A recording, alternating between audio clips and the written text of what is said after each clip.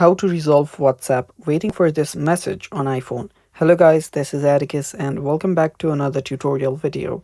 In today's video, I'll teach you guys how you can resolve WhatsApp waiting for this message error on iPhone. So without any further ado, let's dive right into it. So the reason why this occurs is not really specific or not really due to any problem in your device, but the problem can be in a lot of other things. So where you get this message in your WhatsApp can be due to your device getting offline or not having a proper connection.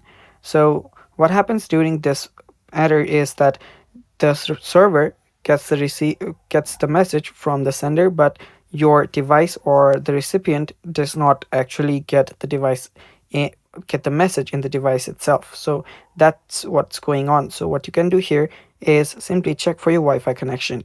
Make sure that you're connected to the Wi-Fi and make sure that your connection is good and stable. You can turn it off and turn it on, and you can do that and then head over to your WhatsApp to check if it works. If that does not fix the issue, you can head over to your chat backups. So head over to settings on the bottom right, tap on chats, head over to chat backup and back up all of your chats.